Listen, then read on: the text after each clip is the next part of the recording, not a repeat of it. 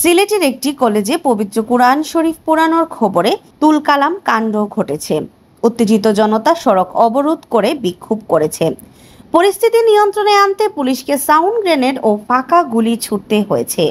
এ সময় বিক্ষুব্ধ জনতার ইট পাটকেলে বেশ কয়েকজন পুলিশ সদস্য আহত হয়েছেন।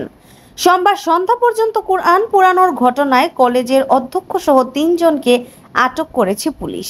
আটককৃতরা হলেন সিলেট নগরীর আখালিয়ার ধানুহাটা পাড়াস্থ আইডিয়াল স্কুল অ্যান্ড কলেজের অধ্যক্ষ ও চেয়ারম্যান নুরুর রহমান, একই কলেজের শিক্ষক মাহবুব আলম ও ইসহাক আহমেদ।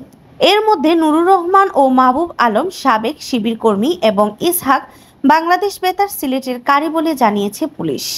নুরুর রহমান আইডিয়াল কলেজের অধ্যক্ষের দায়িত্ব ছাড়াও জৈন্তাপুরের একটি মাদ্রাসায় শিক্ষকতা করছেন।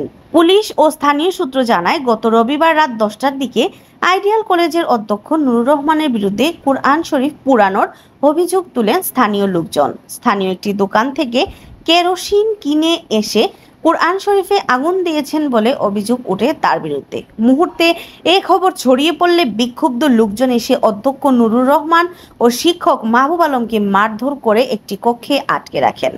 খবর পেয়ে পুলিশ ও স্থানীয় ওয়ার্ড কাউন্সিলর মখলিসুর রহমান কামরান ঘটনাস্থলে গিয়ে বিক্ষুব্ধ জনতাকে শান্ত করেন। অবরুদ্ধ 2 শিক্ষককে থানায় নিয়ে আসার চেষ্টা করেন। এতে লোকজন আরও বিক্ষুব্ধ হয়ে ওঠে। এ সময় বিক্ষুব্ধ লোকজন সিলেট সুনামগঞ্জ সড়ক অবরোধ এবং পুলিশের উপর ইট পাটকেল নিক্ষেপ শুরু করে। পরিস্থিতি নিয়ন্ত্রণে নিতে কোতোয়ালি ও জালালাবাদ থানা পুলিশের পাশাপাশি সিআরটি ও র্যাবের সদস্যরাও ঘটনাস্থলে পৌঁছায়। পরিস্থিতি নিয়ন্ত্রণে আনতে আইন শৃঙ্খলা রক্ষাকারী বাহিনীর সদস্যরা ফাঁকা গুলি, টিয়ার শেল ও সাউন্ড গ্রেনেড ছুড়ে। পুলিশ ও জনতার পাল্টাপাল্টি ধাওয়ায় পুলিশের অন্তত 20 সদস্য আহত হন। বিক্ষুব্ধ লোকজন পুলিশের গাড়িও ভাঙচুর করেন। রাত 2টার দিকে উত্তেজিত জনতাকে ছত্রভঙ্গ করে পরিস্থিতি নিয়ন্ত্রণে আনে পুলিশ। পরে অধ্যক্ষ নুরুর রহমান ও মাহবুব আলমকে আটক করে কোতোয়ালি থানায় নিয়ে আসে পুলিশ। পুলিশ জানায়, গত রবিবার বিকেলে সিলেটের জালালাবাদ থানাধীন ফতেহপুর মাদ্রাসার শিক্ষক ইসহাক আহমেদ 1 কার্টুন ও 1 বস্তা ভর্তি কুরআন শরীফ দিয়ে যান আইডিয়াল কলেজের অধ্যক্ষ নুরুর রহমানের কাছে।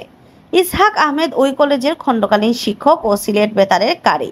স্থানীয়দের বরাত দিয়ে সিলেট মহানগর পুলিশের উপকমিশনার উত্তর আজবাহার আলী শেখ জানান, রবিবার রাত 10টার দিকে নুরুর রহমান ও মাহবুবুল আলম বস্তায় থাকা 45টি কুরআন শরীফ কেরোসিন দিয়ে পুড়ে ফেলতে শুরু করেন। এ সময় স্থানীয় লোকজন দেখে ফেলায় উত্তেজনা ছড়িয়ে পড়ে এবং এ দুজনকে মারধর শুরু করেন।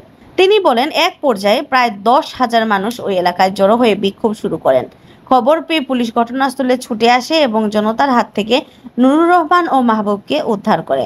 এ সময় উত্তেজিত জনতা পুলিশের দিকে ইট পাটকেল ছুড়তে থাকেন। এতে বেশ কয়েকজন পুলিশ সদস্য আহত হন। পুলিশের গাড়িও ভাঙচুর করা হয়। পরিস্থিতি নিয়ন্ত্রণে police sound grenade, tear shell ও শর্টগান ব্যবহার করে বলে জানিয়ে তিনি বলেন, রাতে ওই এলাকায় কোতোয়ালি থানা, জালালাবাদ থানা, সিআরটি ও গোয়েন্দা পুলিশ সহ 5 শতাধিক সদস্য কাজ করে। এছাড়া পুলিশের পাশাপাশি র্যাব 9-এর একটি টিমও কাজ করে। আজবাহার আলী শেখ আরও বলেন, কুরআন শরীফ পোড়ানোর বিষয়টি স্বীকার করে অভিযুক্তরা বলেছে তাদের ভুল হয়ে গেছে, তবে তারা এক এক সময় এক এক অজুহাত দিচ্ছে। বিষয়টি আমরা খতিয়ে দেখছি। এদিকে সোমবার সিলেট শহরতলির টুকুরবাজার এলাকা থেকে র্যাব ও পুলিশ যৌথ অভিযান করে ইসহাক আহমেদকে আটক করে। আজবাহার জানান, সোমবার সন্ধ্যা পর্যন্ত এ ঘটনায় থানায় মামলা হয়নি, তবে মামলা দায়েরের প্রস্তুতি চলছে। মঙ্গলবার আটককৃতদের আদালতে সোপর্দ করা হবে। এদিকে সোমবার ঘটনাস্থল পরিদর্শন করেছেন এসএমপি কমিশনার মোহাম্মদ ইলিয়াস শরীফ ও সিলেট সিটি কর্পোরেশনের মেয়র আনোয়ারুজ্জামান চৌধুরী। ঘটনার সুষ্ঠু তদন্ত ও বিশৃঙ্খলাকারীদের চিহ্নিত করে ব্যবস্থা নেওয়ার কথা জানিয়েছেন। সামাজিক যোগাযোগ মাধ্যমে যারা ঘটনাটিকে উস্কে দিয়ে আইন শৃঙ্খলা পরিস্থিতি অবনতি ঘটানোর চেষ্টা করেছেন তাদেরও চিহ্নিত করে আইনের আওতায় আনা হবে বলে জানান তিনি।